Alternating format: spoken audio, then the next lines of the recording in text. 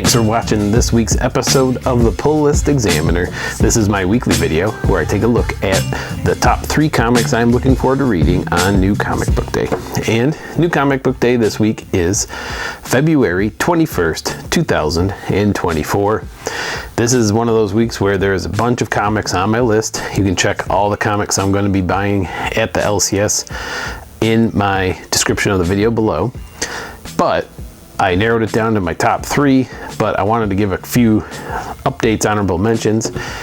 It seems like this past week has kind of been exciting in the comic book world, both in comics and announcements in general, but also just in the MCU announcements. I've also heard we are getting a X-Men 97 cartoon over at Disney Plus soon. And speaking of Disney Plus, we're also going to be getting the Bad Batch and their last season, I think, in a few weeks.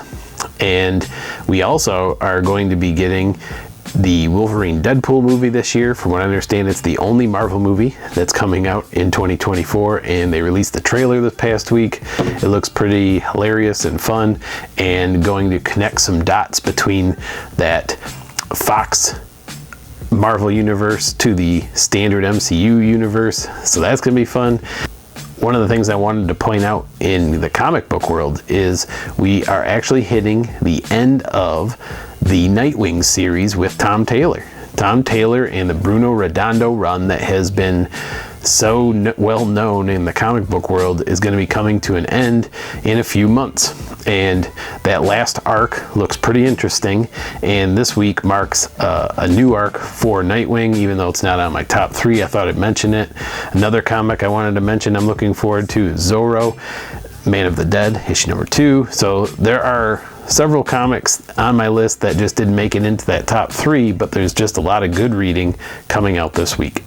Starting off at number 3 this week, I'm going with Predator, The Last Hunt, issue number 1, and we are getting yet another Predator series from the Fox Studios. Speaking of Fox Studios, Marvel worked out whatever rights they had to, and we have gotten several series from Fox Studios over at Marvel, and they're imprinted with the Fox Studios logo at the top of the comics.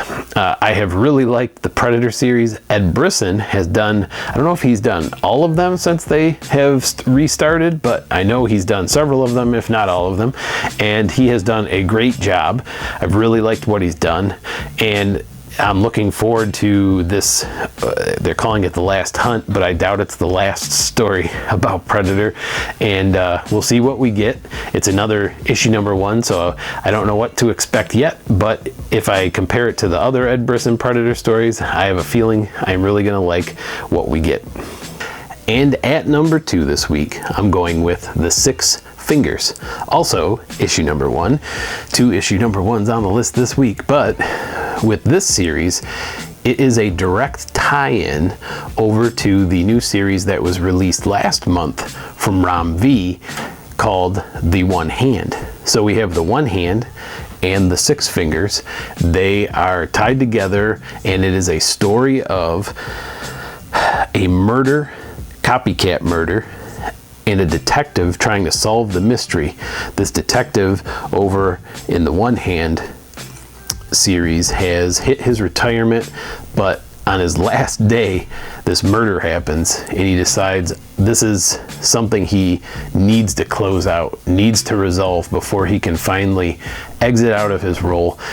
The series is set in the future and has somewhat of a futuristic look and feel to it. It's been pretty interesting with that first issue of The One Hand. I'm curious to see what we get with both a different writer and different artist over on The Six Fingers. But The Six Fingers is the story of the murderer. So you have the detective in one series and the murderer in the other series, and it's being written in conjunction with 2 different sets of creative teams. So I really like this concept. It's kind of an interesting way to write 2 series, I should say, and I'm really looking forward to reading this when it comes out this week. And on my number 1 spot for this week, I'm going with The Incredible Hulk, issue number 9. This series is, I've mentioned before, my favorite comic currently coming out from Marvel. I really like what Philip Kennedy Johnson has done on the writing. He's doing a great job giving us what is one of the best Hulk stories I've read in a while, and I think that the artwork has been just as good. And as we go into, I think, what's a new arc starting up, I'm looking forward to seeing where the story and the plot will head next.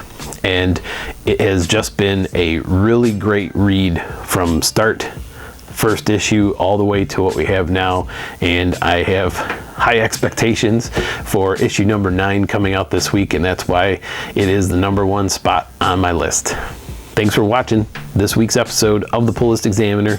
You can always find everything I'm picking up at the local comic shop in the description of the video below. Feel free to drop any type of recommendations in the comments of things that you're looking forward to reading. And we'll see you next time on the Pull List Examiner. Remember to read them, bag them, and board them.